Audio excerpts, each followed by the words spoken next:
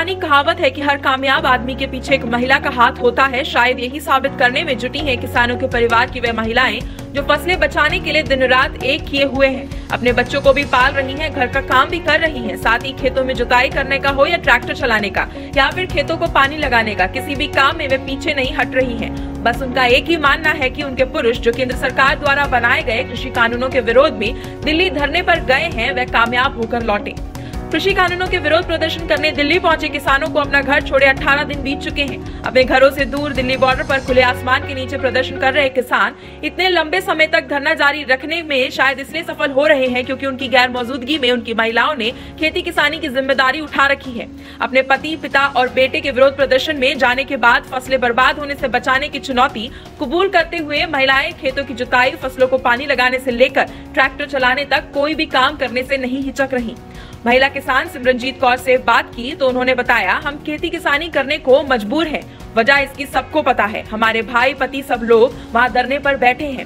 सिमरनजीत कौर ने ये भी कहा, हम भी जाने के लिए तैयार थे, लेकिन अगर हम भी धरने पर चले जाते तो खेती को कौन देखता। सिमरनजीत एक ग्रेजुएट हैं और उनका कहना है, हम इस काले कानून को नहीं मानते। हमारे हस्बैंड, पिताश्री, भाई बहन सब घर से बाहर हैं, दिल्ली में बैठे हुए हैं, वहाँ पे नारे लगा रहे हैं बैठ के। और हम लोग घर में पहले घर संभालते हैं, बाद में बच्चे संभालें, और हम यहाँ पे आके ट्रैक्टर चला के अपनी ये पैलियाँ वाह रहे हैं। अब पैलियों में काम करना भी जरूरत है। हमने तो अपने आदमियों से बोल दिया है कि कोई बात नहीं है, जब तुमने आना है तब आना, और आना जीत के, बिना जीते मत आना। घर परिवार प्रॉपर्टी हम सब संभाल लेंगे, खेतों में जो काम करना है हम वो खुद कर लेंगे। बस हमने उनसे कहा है कि तुम वहीं पर रहो और आना जीत के। बुजुर्ग महिला किसान सुखविंदर कौर ने कहा, सरदार तो सभी गए हैं, हम लोग खेती किसानी कर रहे हैं। हम लोग बहुत परेशान हैं। जब खेती आती है तो कोई भाव नहीं मिलता है, फसल का रेट मिलता नहीं है और खून पसीना हमारा एक हो जाता है। इसमें कोई फायदा नहीं। सरकार तो कानून लाती है और हमारे हित में नहीं लाती। हम ये कहना चाहती हैं भी सारे जितने दिन ये हमें हमारा हक नहीं मिलता उतने दिन बिल्कुल हुआ ही रहे। हम सारा काम अपने आप ही करेंगे, सारा ही संभालेंगे अपना काम। किस किस परेशानियों से आप लोग जूझ रहे हैं इस वक्त? सब ये इन्होंने जो कानून बांधे हैं हमें वो बहुत गलत है। हमें ये पसंद ही नहीं आए। भी हमारे जो सभी बच्चे परेशान हैं तो हम इसी वजह से हम अपना उन्हें भेज दिया। भी हम सारा काम घर का खुद ही करेंगे, खेती किसानी भी करेंगे। तो जितनी देर हमारी जीत नहीं हो उतनी दिन आना मत।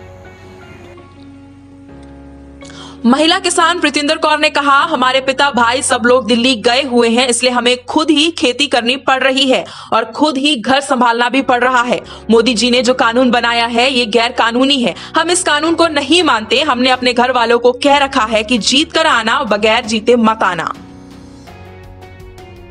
सब लोग वहाँ पे धरने पर दिल्ली पे गए हुए हैं। हमारे पापा जी, भाई लोग सब लोग वहाँ पर गए हुए हैं। इसलिए हमें खुद ही खेती करनी पड़ रही है, खुद ही घर संभालना पड़ रहा है, सारा काम हमें खुद देखना पड़ रहा है। लेकिन जो भी मोदी जी ने जो कानून बनाया ये गैर कानून है। हम इन कानूनों को नहीं मानते। हमने अपने घर वालों को कह रखा है, पापा को, भैया लोगों को, आप जीत कर आना, बिना जीते घर मत आना। उत्तराखंड के रुद्रपुर से सटे रामपुर के बिलासपुर क्षेत्र को मिनी पंजाब भी कहा जाता है। यहाँ के हरे भरे खेतों में घूमने वाले ट्रैक्टरों के पहियों के साथ ही यहाँ की अर्थव्यवस्था भी चलती है। वो ट्रैक्टर आजकल खेतों में नहीं बल्कि कृषि कानून के विरोध में दिल्ली कूच कर रहे किसानों को लेकर हाईवे पर डटे हैं। किसानों की गैर मौजूदगी में उनकी महिलाएं दिन रात एक करके अपनी फसलें बचाने में लगी हुई हैं। देखना होगा कि कब किसानों का ये आंदोलन खत्म होगा और कब ये ट्रैक्टर एक बार फिर खेतों में लौटकर थमी हुई अर्थव्यवस्था का पहिया घुमाएंगे। रामपुर से Taseen Fayaz Khan, news desk, INN।